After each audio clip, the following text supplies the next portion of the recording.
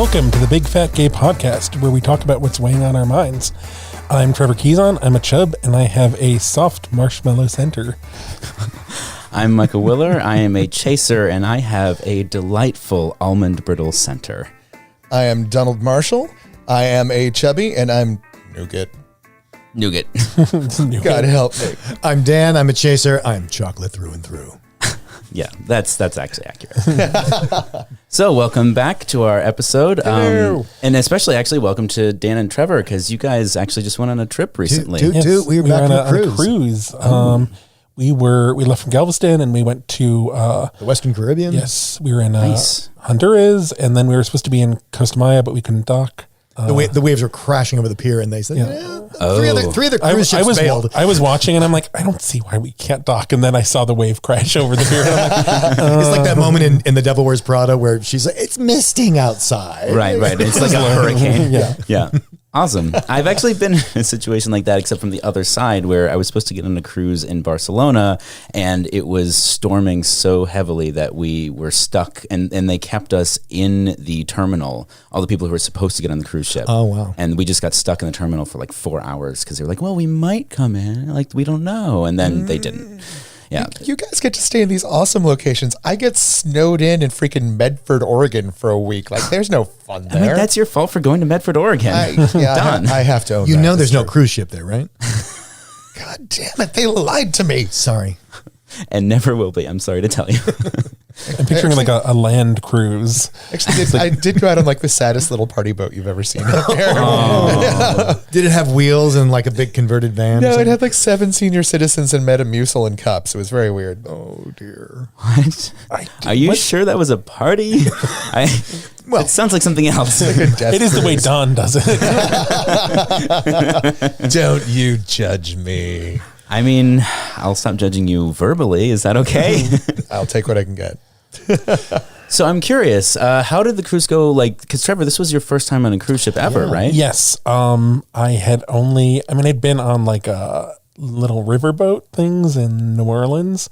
And I was very concerned about the accommodations in terms of just like fitting and claustrophobia and the bathroom. But this trip was actually organized by a friend of the podcast, Sam King. Oh, yeah, I know Sam. Who has started to organize Chub Chaser cruises. So he's a master of cruising. I mean, he is. Yeah. It is like his.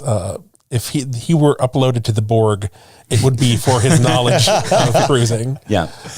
He is a fanatic. Yes. Yeah. I'm just picturing the Borg like being subsumed by his passion. Yeah. The love Borg taking you for a spin around the sun. But he took amazing care of us. And it was, so we were in a junior suite. So the bathroom was basically like as close to a normal bathroom as you can get. I would picture like the bathroom of a smallish hotel room. Yes. Mm-hmm. Yeah. But the doors were pretty narrow.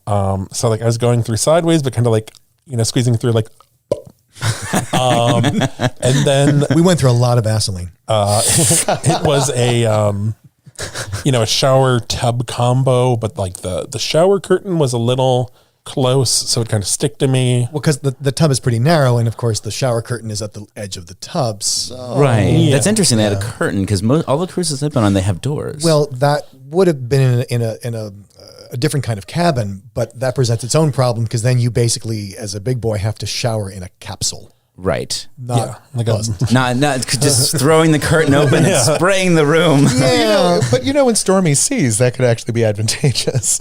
Because you're already in a Actually, that is totally accurate. I'm just saying. Because you're already in a torpedo. But yeah, it was. I was a little annoyed just because that's my biggest pet peeve in like hotel showers is when they have the option. They could have like a little curved, the curved shower rod, but they have the flat one, so it's just kind of this. Yeah. Well, what I thought was ingenious is they had the toilet at an angle. The toilet kind of came diagonally out into the bathroom, so there was a lot of room around it. Yes, which I think was the saving much grace appreciated. Yeah, exactly. Yeah. And was this a room specifically meant to accommodate larger people, or was it just they happened to have? This was not an accessible suite, but it was a suite, so it had the tub shower combo as opposed to the the capsule. The Right, capsule. right. Nice. Which I saw, and I was like, oh, that's not going to. I don't think the capsule would have worked for you at all. Yeah. Our group, we all kind of did like a room tour so we could see the different classes. And I was like, ooh, that would not have worked. That would That's not good be though, great. because it sounds like Sam actually helped you pick the right room. Oh, yeah. right? Yeah, and we were going back and forth and back. Do we need an accessible room? Is that going to work? And you don't want to find that out your first night on a 7-night cruise. No. Yes. Yeah. So, and he assured us like, yeah, it's probably going to work. It's probably going to work. And we're like, you keep saying probably. And no, it did work. Yeah. But, we rebooked for next year. And Oh, nice. What did we rebook, Trevor? We booked an accessible junior suite, which we saw, and it's like, oh, I can actually, like, I don't have to squeeze through the door. Right. And it is like a wet room with a, I don't know, The whole bathroom is the normal shower. Oh, okay. Yeah, So it's all tile. It's all tile. The whole bathroom is the shower and toilet and sink, and you don't have to worry about anything. There's nothing to. Never heard that expression before. That's interesting. Yeah, it's extremely convenient. When you turn the shower on, 7 jets of water come from every direction and just spray you down. You don't have to move at all. The door locks. So there. The door locks and the room fills with water, and you have to do a puzzle in order to get out. No, I totally want this 7 jets thing with like a lazy Susan in the middle, so I can just stand there and spin. That'd be amazing. Like you're on one of those pies on display. No, that's the capsule shower. Oh, right. Yeah. Too small. Well, cool. I'm glad you guys had a good cruise. Was there any like high points that you remember or? We loved a lot of the excursions we got. We went on 2 chocolate tours. Yes. Oh, Not Okay, so disclaimer, our second tour, we were doing an accessible ruins tour because in seeing the videos of all the tours of the Mayan ruins, I was like, the people in the video they're using to sell it are struggling to maneuver all of these stairs and everything. Yeah, So I'm like these hot young 20-somethings are like holding on to weeds so they don't slide down the mountain. And Yeah. we're like, that might be a bit much for Trevor. And I was worried about myself and just like, I have enormous feet. So like small stairs are hard for me to climb. And also Dan had shoulder surgery earlier this year. And all of the videos I saw, people are like kind of bracing themselves, like in case they fall. So I'm like, between the two of us, this is not a great idea. Yeah. But they had a handicap accessible tour of the ruins where they kind of take you in a van throughout more maneuverable areas. But I guess not enough people signed up. Oh, that's too bad. So when you guys went on this cruise, did you end up having to fly? I mean, how was that experience for you? So since we were leaving from Galveston, we flew Southwest. Again, Our favorite. Southwest, Which we've talked about many times on the Look, promo code Southwest, hit us Chubby. up. but we actually have recently booked a trip to London. And I was really going round and round and chewing my arm off about that. I'm dreading that trip. Like I want to go to Europe. It's been a long time, and I wanted to go, but an 8-hour flight in those tiny little seats. Oh, don't worry, it's longer. When we've been putting this off because I just have been so concerned about the logistics of not only the seating, but like, will I be able to go to the bathroom? And I've talked to a lot of international chubs and super chubs and being like, so how do you do the, seeing them at these events? Because they come to America. Yeah. In Florida or Vegas or whatever. Like, okay, so how do you get here? Like, do you fit in the bathroom? What seats do you book? And they're like, oh, it's very uncomfortable. And I do not fit in the bathroom. And I'm like, Well, they have those push trays that go down the middle, and the little garbage can off the side. And yeah, I mean, but so I'm just always, Wait, I've been so surprised. What are you suggesting? I get it. I don't. Just like, Trevor understands. yeah. This is very disturbing. So I was as the good husband and as the good chaser, I'm like, what is a way we can do this with the least amount of discomfort and the greatest amount of pleasure? And that sounds like our Valentine's Day episode. Wait, I think you ended up talking to. We talked to a really good friend of ours, a supersized BBW named Heather Boyle, and she gave us the lowdown because she goes to Europe actually several times a year, and she's a very big girl, and she put us on to this solution of Air New Zealand. Oh. Air New Zealand has this thing called a Skycouch. And it's a product. So you buy your ticket, and then this is in a lot of the way airlines work. There are charges you add on top, like you want to take an extra piece of luggage, that's an upcharge. You want to reserve a seat, that's an upcharge. You want to breathe. you want to be able to go to the bathroom. All right. So There's an upcharge for the Skycouch, which is a row of 3 seats whose all their footrests go up to form a single platform. So you can imagine a bed that goes from the seat back to the tray table in front and forms a solid bed. And it's meant for couples or people who just want a big bed. Okay. And so we figured that would be a really great way to approximate how we usually travel domestically, where we have 3 seats to ourselves. And then maybe Trevor could conk out on that, and maybe I could find a free seat and I could be somewhere else because we're not both going to fit in that bed.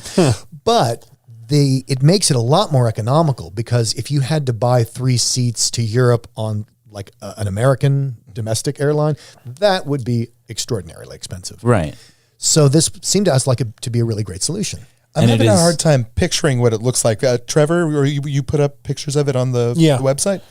So is it significantly less expensive? Because just booking, the idea of booking 3 seats on an international flight does sound pretty intimidating. But I guess if they're all coach seats, right? Right. So this actually is in their economy class of service. I don't think it's even, it's not technically premium economy, but there is an upcharge. So as a single person, you could book the Skycouch and there'd be a larger upcharge than if you book 2 seats and book the Skycouch upcharge. Interesting. Oh, So it's scaled for how many people are taking up these 3 seats. right. Got it. Okay. So, you can do that. But at least having the option to do it like comfortably. Right. And most international flights will not let you book 3 seats in the same name, or you have to call and you have to explain like, hey, I'm really fat. I need 3 seats. I need these seats. And like, nobody wants to have that conversation. Yeah. So you can do this online with Air New Zealand. There's also the advantage, like if you're an American, the exchange rate makes this rather favorable. Oh, nice. So it's, again, you're not paying an American company, you're paying a New Zealand company. So there's, it works out kind of that way nicely. And Lord knows I'd love to go back to New Zealand again. So that just sounds very economic. Yeah, well, believe me, they fly to New Zealand, and they To have, and from. Well, and What the, a concept. Well, and the other thing that we were thinking about too is, okay, how do we get?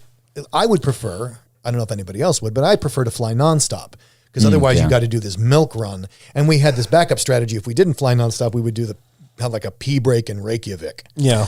Oh, so that's actually what I was going to ask you. Your friend Heather, did she have any tips as far as like having appropriately sized bathrooms, or is that something that has been figured out? So Air New Zealand has at least one bathroom on these aircrafts that kind of like, it's 2 bathrooms that kind of the wall between them opens up. Yeah, and Air New Zealand is not unique in this. Most transatlantic flights do have this. Trans-Pacific flights have this. So if you've ever been in a massive wide-body plane, they will have 2 bathrooms next to each other. It is possible to take down the wall there. They basically can accommodate a wheelchair if they have to. Oh, I see. Oh, okay. So if they can accommodate a wheelchair, they can accommodate, my And husband. is that something that flight So staff has to do? Do that they you- actually have to like do it between uses? So like, stewardess, I need to use the restroom. Can you please take the wall down for me? Yes. That still feels awkward. Well, it's not as awkward It's- as the alternative. Yeah, it's not as awkward as pooping the into push the little cart. the I mean, push I was going to cart. say your alternative is a little more awkward. I mean, Don. it's right there. I am- Barely even have to leave your seat. What? Wait. Why are you all looking at me this way? This is very new information. You know, and there's- now This is why people won't travel with me. throw out the episode. I want to hear about this. Well, that's a really great option, especially for people like Don who want to be able to do some of that overseas travel. And I'm sure we can sort of on the website we can have some of the link to the New Zealand Airlines and probably also a lot of the places that they'll fly to. I wonder if there's somewhere where like you could look for travel buddies. Like, I need to go to Europe at this time. Like, you want to go in on a Skycouch with me, that sort of thing. Oh, that's an interesting idea.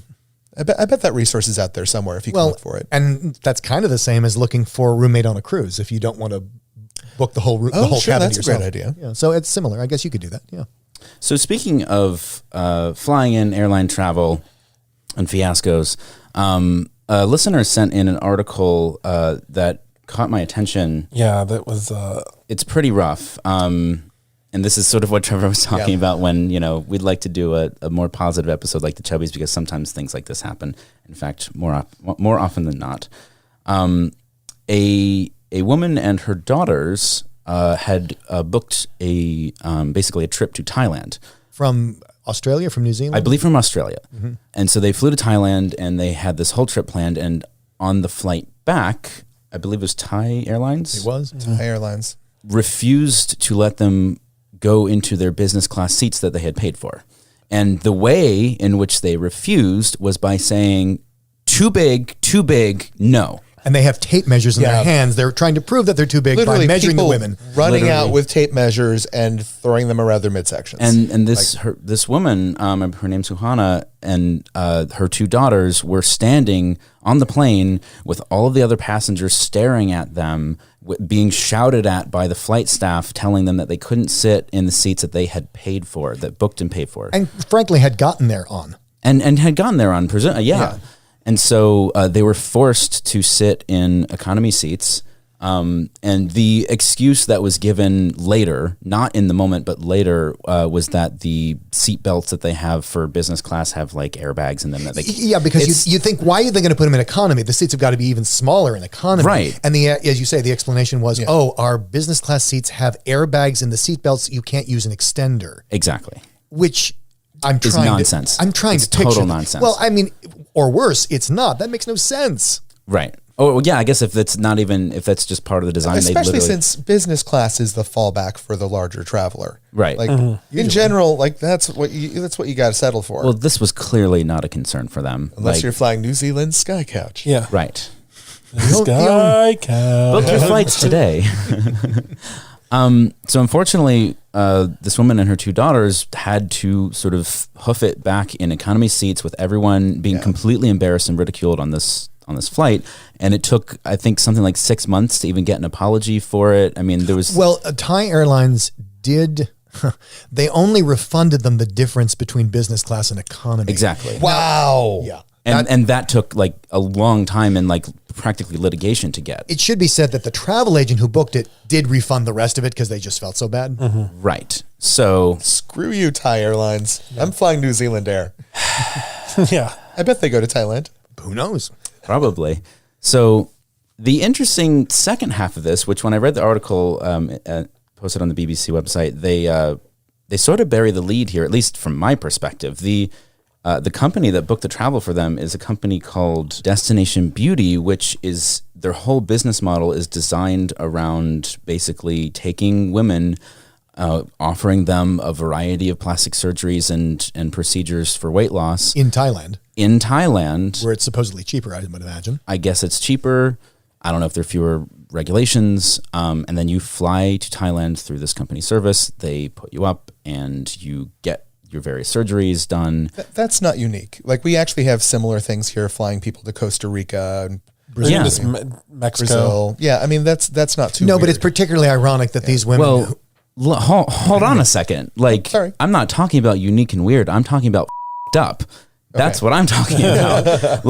just because it exists everywhere doesn't mean that it's not terrible. Like, that's where I'm coming from. So, and I know I have to kind of be careful here and tread lightly because I don't want to shame somebody who feels like they want plastic surgery and that's something that's going to be good for them. That's not really what I'm getting at. It was the idea that they, to me, clearly felt like they needed this to happen. And because the mother said she's never flying again until she loses weight. Well, and did you say what the surgery they were having was? I think it was several, but one of them was It was the weight band. loss surgery. Yeah, it was weight loss surgery. So it's particularly ironic that they were shamed by Thai Airlines after having had weight loss surgery. weight loss surgery. And that, again, she said she's never flying again until she can lose weight and fit on a regular Which seat. drives me crazy because, you have this horrible thing happen to you and your solution is, I need to change so that I don't get shit on like this again. Right. And that's just so horrible. Yeah. And it actually really, when everybody showed up today, cause we record at my place, I was in kind of like a funk and everyone's like, what's going on? Why are you a little, and I just, because I was doing the research for this article and I initially read the first article and that was sort of one of our bits and then clicked on the link to Destination Beauty and went down that rabbit hole, which I mean, I get that it's not uncommon, but for some reason I was sitting there reading this and it just really hit me. And it like sent me into this whole spiral that this is such a thing that exists, that women and fat people feel so much like they have to change how they look to fit into society, much less be accepted. Like that quite literally. Right. Yeah. Fit in. Literally, And if to you have a read, space that you fit into. and Yeah. all of the language in the article, and Dan, we've talked about, like, I don't know about the BBC specifically, but about like English publications, like all of the language in the article is about being overweight, too big, can't fit in, oversized seats, all of these things that make it very clear that these people were something that had to be like accommodated for in a way that was not okay or like not normal. Yes, and it's quite the coup when you can get the victim to blame themselves. Yeah, which is exactly what happened. And so anyway, I bring this up because I mean it was relevant. It was also important to talk about. But for me, you know, walking out of having read all of that, it was deeply affecting. And I actually sort of curled up on the couch that Trevor's sitting on right now with Julia's cat Maggie, and was just like needed like a moment to just try and recover from it, because it was, you know, really depressing. And I say that because I get that these things exist and they're out there, and that, you know, a lot of times you come across them every day, but sometimes you've gotten so good at ignoring them or just sort of waving it off that you forget that it still hurts. And sometimes that one thing is just the one thing that's too much. And that happened to me today. And on the sort of other end of it, I'm sitting here now with 3 of my best friends, and I feel better. And I don't know that there's any real solution there except to just embrace the people that love you and lean on the people that love you for, you know, that recovery. Yeah, and I think it's important to talk about it and then not normalize it. That's not okay. It's not just, oh yeah, that happened. Shit happened. Right. Well, this is literally, I mean, for me, it's an interesting experience because it's literally the first time I've ever heard someone who is not a large person talk about this stuff and get upset about it. Like, honestly, I've always felt like, you know, like the airline thing. There's a reason why this airline story hits home for a lot of fat people. Yeah. Sorry, I don't mean to say fat guys, fat people. This is such a universal experience that I feel like traditionally, like I've had to go through this by myself repeatedly, to the point where I think I've mentioned this story before. I went on to Southwest Airlines with my father and stepmother. And this was many years ago. Southwest Airlines told me, you're going to have to pay extra if you want to come onto our plane. This is before they changed their policy. Yeah, before they changed the policy, but not to give me an extra seat. They were not offering me an extra seat. I was sitting next to my father and stepmother. They're just like, your fat ass is going to have to pay extra money. Oh, I actually missed that part with the first couple of times you told me that. I didn't realize. And So that, they're charging you more money, but they're not giving you anything for it. they were not going to move me. Like, I was still sitting in the same seat next to my father and stepmother. I just had to pay more money for the And I think this is one of the reasons they changed the policy, because it was so badly applied. It was so misinterpreted by staff. Right. And they realized that it was costing them far more than it was helping them. Right. But you were saying you used to doing that by yourself. Yeah, going I'm through used that. to going through that experience. But and with this story, every time I've heard of an injustice, like on an airlines, it goes viral really quick, right? Yeah. You hear, because that could happen to me. When fat people go through this stuff, there's silence. This story has not gone viral. No, it hasn't. And it's 3 women brutalized, like brutally shamed in front of people. I think the most shocking thing about it to me is the fact that, I mean, the tape measure thing, like it's the nightmare version of it, where it's like, this is so absurd and over the top that it doesn't seem real. Like it's it is my worst fear that there would literally be tape measures Just coming at you. me. Yeah. But I just want to throw one extra thought on top of this, where I think maybe I'm going to try and be kind and be generous to some people here. Maybe there's an additional cultural element that's being missed out on. Oh, yes. I have been in multiple situations with people from Asia, not Asian Americans, Asian people, where their sense of personal space and property of one's own body has been a little different than my experiences. So like I was on a movie set where a lot of the guys were Asian, not Asian American, Asian. And they would just come right up to me. There'd be no shame in their eyes, and it was not a sexual thing. They'd walk right up to me and they'd go like, "Oh, you're so big," and just start handling my body. Right? You're so big. And it's not like shock or horror or disgust, just an observation and like intense curiosity. Yeah, I need to touch this body to confirm you are in fact as big as you appear to be. And so I'm wondering maybe if just a couple extra inches need to be given to the Thai folks there? I don't know. I get what you're saying, and my response would be, these are professionals who work on an international airline. Yeah. There's no excuse from my perspective. I'm just trying to find some wiggle room to be generous, but Yeah. Well, what I'd point out is that most of the world treats fat people the way these Thai people treat fat people. Like you might be nicer about it and only tell your friend instead of telling someone to their face. But that attitude of like, you're too big, you don't belong. You don't get to have the body you have and be in our space. Right. And the difference, I think, between a lot of fat people who are conditioned to accept that and who learn, well, I guess my body is wrong. I guess I like these women who are like, oh, the solution to our problem is I'll never fly again until I'm the right size. Yeah. Whereas I think for, people like us, we find that absolutely reprehensible. I don't mean to say that fat people don't get angry, but I think if you're fat, you're in this situation where you have to, it's assumed that you're wrong. it's Chinese water torture. Honestly, you just get this so often in so many little ways that when it hits you in a big way, it doesn't always hit you exactly what's happening. It's just like, oh, this again. And okay. Yeah. And that the anger is muted because, oh, this again. Mm-hmm.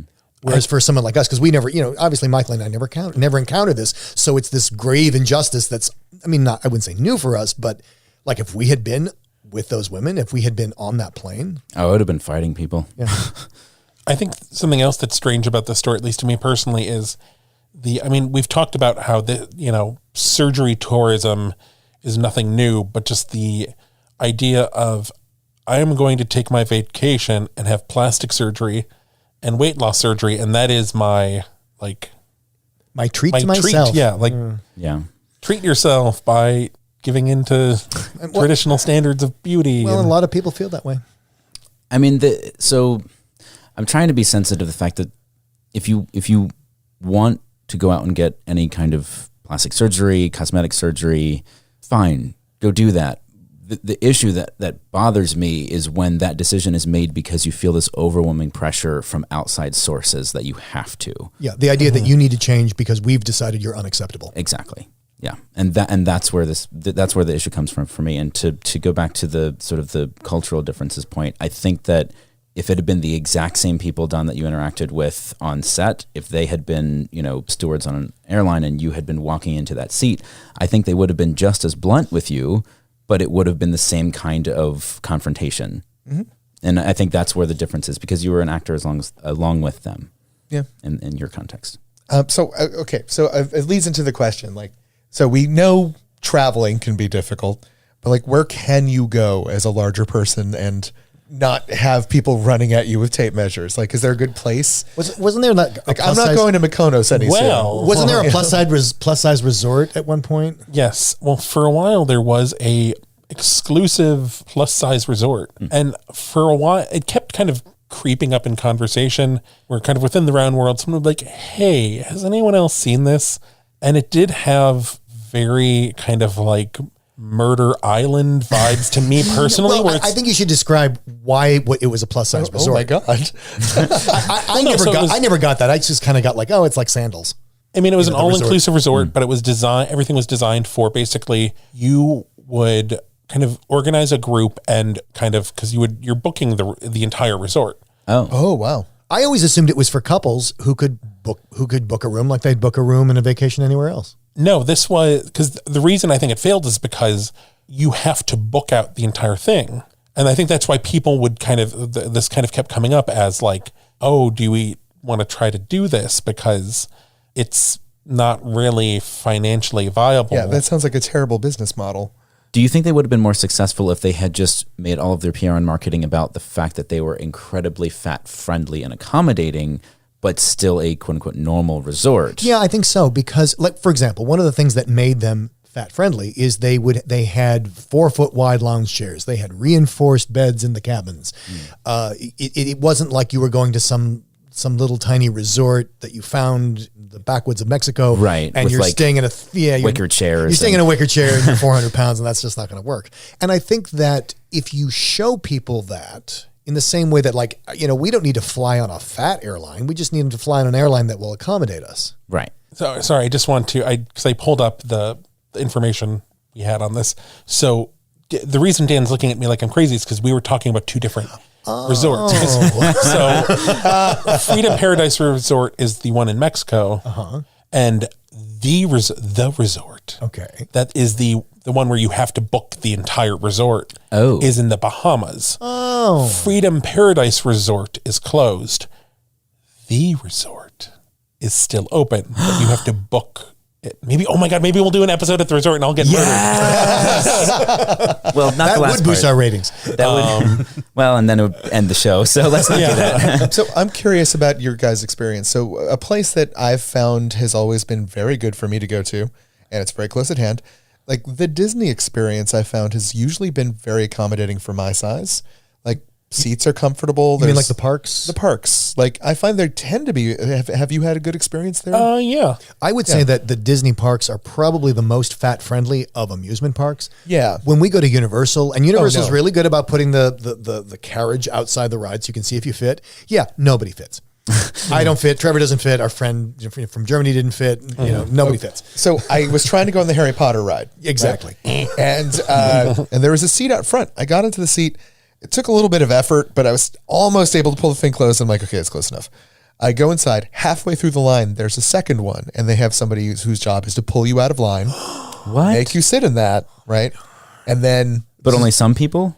oh yeah, they picked me. They dragged me out of the line and had me sit in Oh, the thing. this was Universal? Universal. Yep. I still haven't been on the Harry Potter ride because of this, but I could feel it hitting the latch. Right. I could feel it right there. It was like half an inch away from closing, and I couldn't pull it. And I was like, "Could you just shove it? Like, if you shove it, this is going to close." She's like, "No one in the park is legally allowed to shove that. You can have a friend do it." And I'm like, how awkward is that going to be? Like, hi, Michael, would you mind just shoving this thing closed on top of me?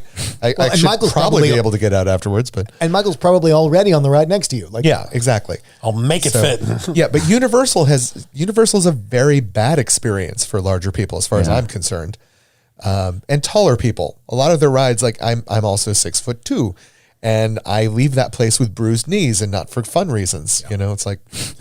Oh God! I was talking about this the other day at Universal. I was on the Minions ride, and I was in a compartment row thing. So it was me, and then a mother and her small child, and the bar goes down, and it hits my belly, and it's like junk. So it's like okay, like I'm like good, great, but they have like all this space. It's nowhere near them. Yeah, and the mom doesn't think anything. She's like, oh, it's stuck, and she just pulls it down, and it like slices me in half. I'm like, and just dying the entire ride because it doesn't go back up. yeah. I had You were that. sitting right next to her? I mean, it wasn't right next. It was it's a strange, like long bench. So I was next to her, but there was space between us. So she didn't really. But it wasn't like there were 6 people between the two of you, like, and she couldn't see you. No, it was just. She was just clueless. And that can actually be a little dangerous too, because I was on the Jurassic Park ride. It's the same thing. It's that big padded bar you pull down top of yourself, and like my legs are already padded, so it's going to stay up a little bit. And there's this little tiny woman sitting next to me, and I guess she wasn't thinking much about it. And we're going through the ride, and it's lovely. And suddenly you go over a lip, and the ride has you fall down a flume ride thing. Right, you're going over a waterfall. And the little woman next to me is suddenly, I'm watching her just rising up on the seat and starting to like, oh my God, she's about to go orbital. And like, I actually was about to reach out and grab her and pull her back into the seat when we finally leveled out. But I feel like that could be a danger. My thing is, if it's not a ride that has like individual like harnesses per person, it's probably not a ride that is actually all that dangerous to begin with. Oh, like, yeah. Usually, if it's just across your lap, it's really just for liability more than anything else. I think it's, so you don't climb out. Yeah. Again, but so Universal, bad. Disney, really good. Even the freaking roller coasters on there, very comfortable. I had no problem sitting in that. But I would love to know, like, what other theme parks and stuff are fat friendly. That'd be nice to find out. Maybe our listeners will tell us. Disney World.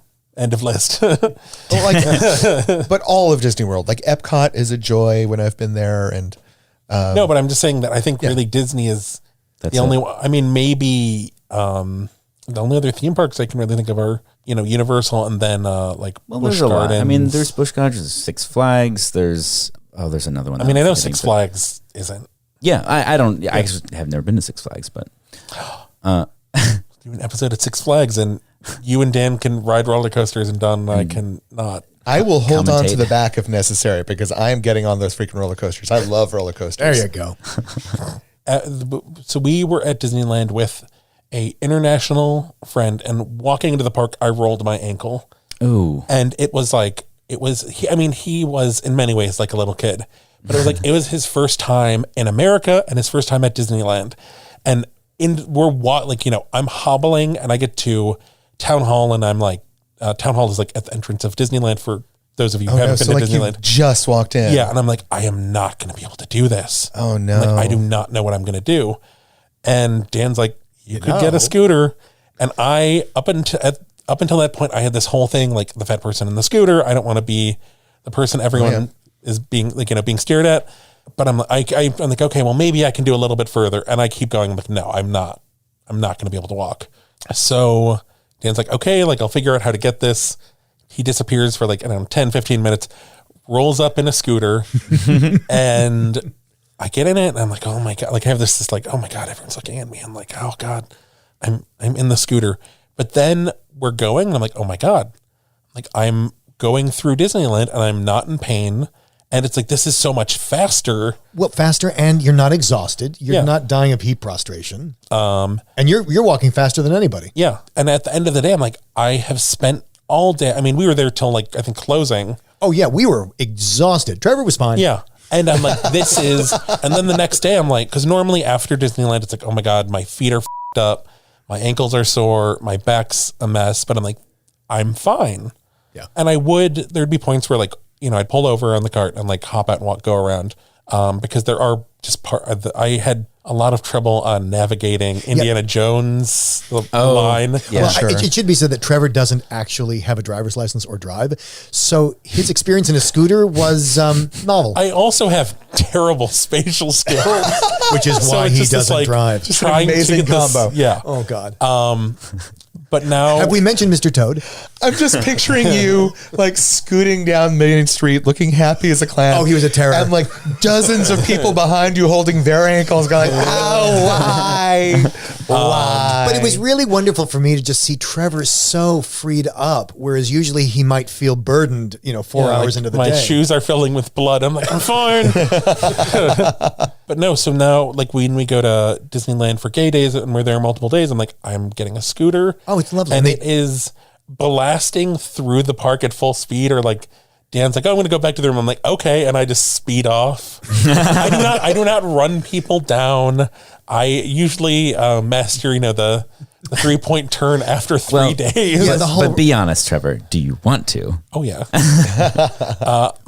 And dead men tell no tales. That's true. One of the best experiences I had with the scooter at Disneyland was after the fireworks. So there was sections of the park that were just empty, and they're reopening them. And I'm just like, give me a minute. And I crank up the speed to full speed, and I am blasting through Disneyland, the wind in my hair going by Alice in Wonderland, and veering around by His scarf flailing in the wind behind him. Yeah, and I don't see any of this because he's so far in front of me, I can't see anything. He's gone. Just a streak. I advise anyone to use a scooter at Disneyland. If you're even halfway considering it, do it. It will be liberating. Okay, when we finally get our special Disneyland episode and we go record there, we're going to rent 4 scooters, we're going to bring fezzes, and we're just going to go crazy through that park. It's going to be amazing. Oh yeah, Because fezzes are cool. a game changer, and I don't. If people are staring at me, I don't see them because I am blasting by them. I think the only thing is, okay, so when the first time I had a Disneyland rental scooter, and those make the truck backing up sound Beep, beep, beep. whenever you back up. So even if you're just kind of backing up to kind of turn around, people do look at that because they're like, what is there a truck coming? What is what is happening? But the one we rented when we went for gay days was, silent and stealthy backing up, which I and appreciated. it should be said that if you going for multiple days and are going to be at a hotel, there are many scooter companies in the area that will deliver the scooter to your hotel, pick it up from your hotel. You never have to mess with it. If you don't stay for multiple days, you just do one day at the park, you can get a scooter from Disneyland. And I was asking at Disneyland, like, so, my husband's pretty big. What's the capacity on these? And they're like, oh no, they're all rated to 400 or 500 pounds. Like, they don't have small scooters. I so want to go through Disneyland on a scooter now. Dude, I'm like so excited. It is amazing. It is. I know whatever, I'm just sure think it'd there's be fun as all hell. I don't know. It's amazing. Everyone do it. Everyone. It would turn all Disneyland of should be Disney- all scooters. Yeah, it would turn all of Disneyland into a ride. Well, Like, it's almost all of it. strollers now, so that would be an improvement. It is nice to not have blood in my shoes after a day at Disneyland. Oh, you weren't kidding. I mean, it's It's Cinderella appropriate. Well, like blisters bursting. that's and the worst part, honestly, for me, like walking is fine, but even at Disneyland, like that's the bad. The worst part is when you're in line and you're just standing for, you're in line for 45 minutes. that's rough on anybody. I agree. Especially. but for fat people, standing is far worse usually than walking. yeah, that's I haven't really thought about that. You're absolutely right. I would really prefer to be walking than just standing. But yeah, oh my God, it's amazing. Everyone, stop what you're doing. Get in your car, drive to, I don't care if I know there's people in Chicago listening. Get in your car, go to Disneyland. Don't stop driving. Get a scooter and scoot through Disneyland. And if you don't have a driver's license, still do it. Yeah. Oh, then it's even more fun, right, Trevor? Yes. So before we get to our bit that I know Don has, we wanted to introduce a new Lizzo Watch. Right, Lizzo Watch 2020. Because she's traveling. And because it's, we need something good, that Lizzo is the continual beacon of wonderful energy. Lizzo is living her best life. She is on a beach vacation in Rio de Janeiro. She is in an amazing swimsuit and, of course, getting flack for it. But thankfully, she's still off Twitter, so she is free to be her best self. She's posted some videos on Instagram, because she's still on Instagram. She was calling herself a role model, but with 2 L's. That's great. Oh, nice. So it's Very funny. she's out there. She's a beacon of hope for all of us. Being Fabulous. inspiring as ever. Yes. So Don, I hear you have prepared a bit for us to do. I have. Hold on. I have shorts on under this. I'm just kidding. Michael's taking off his pants. Wah, wah, wah, wah, wah, wah. Oh my God, the thing's flopping around. I have You should have that look. shorts on underneath the sweatpants. So Don. Okay, so originally we were going to call this bit "I Never," based on the drinking game, but then there was some confusion as to how exactly the rules worked. So I'm changing the name, and we're calling it "Have You Ever?" Right? Fair enough. So you're going to throw out something that has happened to you that we're going to find out if that has happened to anyone else in the room. Okay. Okay. So if this has happened to you, you will have to confess this. All right. Okay. So 1, have you ever basically performed a tantric position you've learned from the Kama Sutra in order to use a toilet on an airplane? Is this the point where Dan and I have to take shots? I'm going to say no, because He doesn't there's fit in no the bathroom. there's no space for that. I have had the issue of, so the last time I attempted to use a airplane toilet, it was so tight that if I sneezed, the door would have blown off. And I told the Air New Zealand agent this, and she laughed. Yes. I mean, in fairness, we laugh too, but maybe not in the same way. No, I mean, like, I tried to make the point, like, there is going to be a facility, right? Because otherwise... I will say it takes some creativity. So like I was flying to New Zealand, and that's a really long flight, and you're going to have to use that restroom at some point.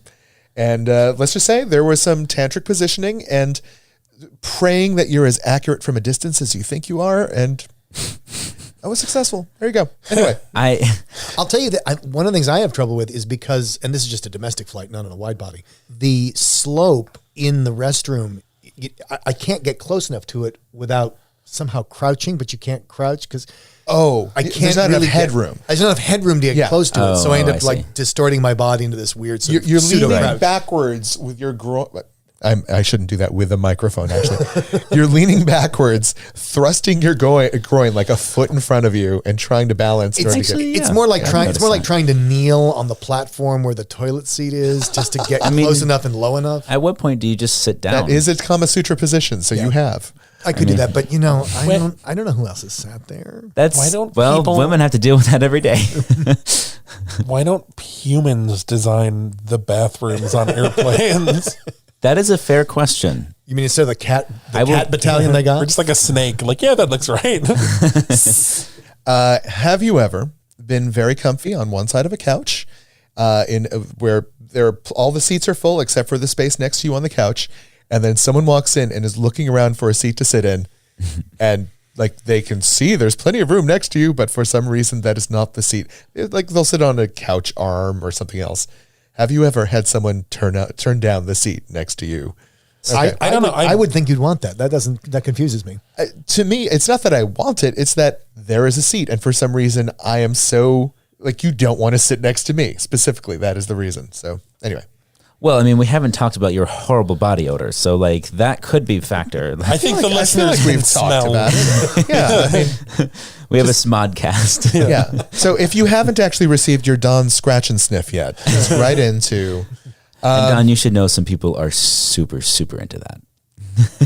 I actually saw No. Oh yes. on Twitter. yes. This Okay. journalist was asking for people to write in because he wanted to interview them, fans of Man Stink. Oh, okay. No, I should not be looking that way. No, sorry. I am not going to kink shame anyone. Good for you. Inhale deeply. Yes, they could. Why do I feel like I'm always the one in the room going like, no? Don, because you are. Okay. Along those lines, my last one that I brought in, this is one I'm sort of embarrassed to say out loud. Have you ever been with someone and during your sexy time together, He's blushing. Look at him. He's the one. they have spontaneously discovered a fetish that perhaps they have not known before? Oh, it's not. It is so not spontaneous. Yes, Or at least that's the story. yes. That's the story they say. And yes, quite frequently. yes. Oh, all right. Yes. Okay. I don't think so. Usually they know it. Usually I'm the one who feels like I don't like. Usually they know it when walking in, and they're like, "Do this thing for me." That's been my experience.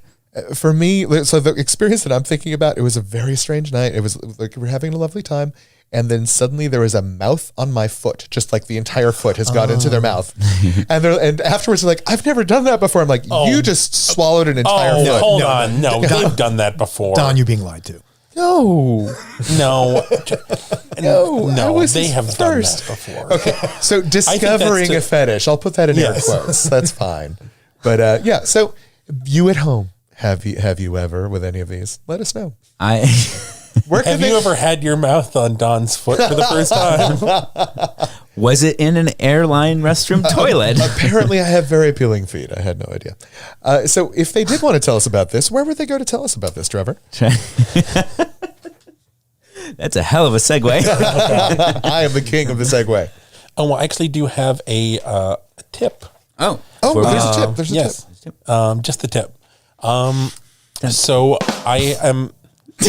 Yes. yes.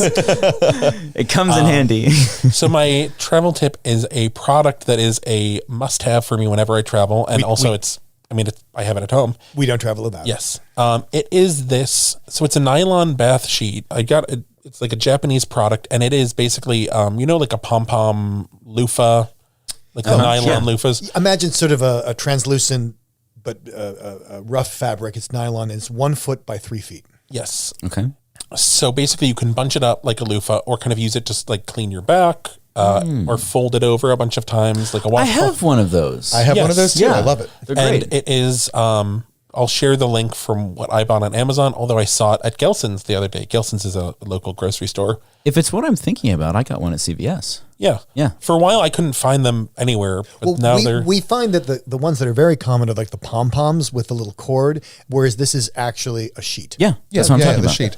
Yeah. The thing that I love about it is very exfoliating. Like Yes. it really takes off a lot of that. Just anything on you, it'll just peel it right off. It's Yeah. great. And you can get to areas that you couldn't normally get to with your back or your folds or whatever. And I like it because when you're traveling, you don't really know what the bathroom's going to be like.